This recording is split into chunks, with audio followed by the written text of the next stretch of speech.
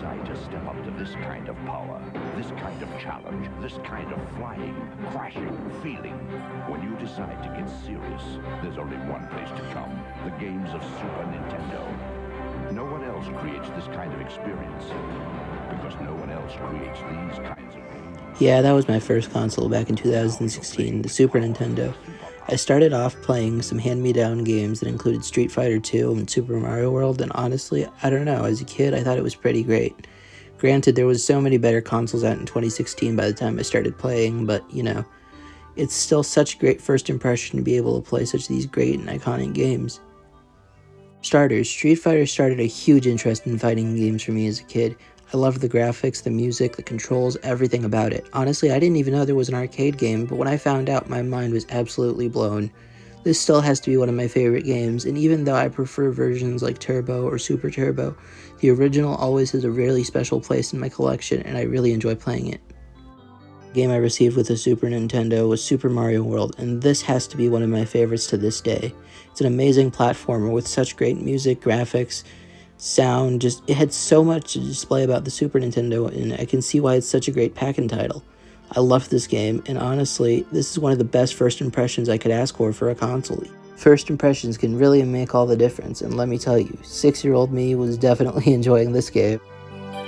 Especially loved going back and revisiting the levels because there was so much to unlock and so much more, and it gave it such a great replay value that I didn't even realize as a kid, but I always found myself coming back to the game, and I really liked it. Oddly enough, I think my next console might be considered a step down in terms of technology, but with games, it was just as great. I got a Nintendo Entertainment System with all of my dad's old games that he had, and it was such a great collection. I still remember playing Super Mario Bros. 3 and all the other great Mario games on it, as well as arcade games, and even a few crappy licensed games I played, not knowing any better as a kid, but I still had such a great time playing it, and it's such a standout console to me. It's really an iconic console with great games, and I don't know, it just has a very special place in my collection as well, and I don't know where I'd be exactly in my gaming journey having not played it. So many of these classic consoles have such replayability and such a great reason to go back and visit them, and some of these games definitely give me reason to, especially now. Growing up, though, I would move on to other consoles, specifically the PlayStation. I started off with a PS1 game I found in a CD case that my dad had given me. It was a copy of Parappa the Rapper. While I didn't own a PlayStation 1 growing up, I did some research and found out I could play it on a PS3, which my uncle conveniently happened to have, so I booted the game up on there, and I was blown away. Partially because I was a bit confused by the game's gameplay and graphics. Honestly, I wasn't quite sure what it was. I knew it was a rhythm game, but the controls were so awkward and kind of clunky at first, and it just felt like it hadn't aged very well. To be honest, a lot of people might say these games didn't age well, but I think there's a certain charm to these polygonal graphics. PlayStation 1 had a really distinct look to it that really just screamed early 3D console at me, and that always stood out, and I loved the controller design and overall the aesthetic the console had. It was just such a great introduction to gaming for me, and it was one of the first consoles I played, and I still hold it in really high regard alongside other older consoles.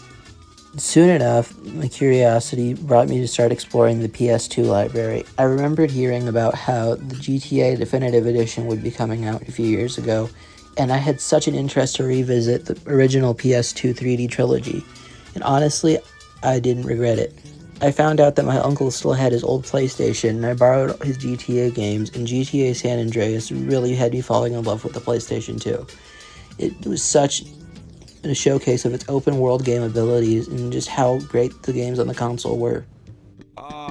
Even though I've never managed to beat it, it's still one of my all-time favorite games with such great humor, missions, a great soundtrack, and honestly, these early 2000s graphics just give it such a comforting vibe. I love this game overall, and it really makes me feel like I was born in an era I never experienced. But back to it, honestly, first impressions are so important when it comes to gaming, especially in terms of nostalgia. When you use a great console, it really sticks with you, and you'll always come back to it and explore the great games it has, and even play things you haven't played before. I still find myself collecting and revisiting all these old consoles I have, and there's so much more I want to talk about. I really hope to follow up with some more videos on video games I've enjoyed, and overall just talking about great consoles and video games. Thanks so much, guys. So this has been 3am Fridge Gaming, and I am signing off for this one.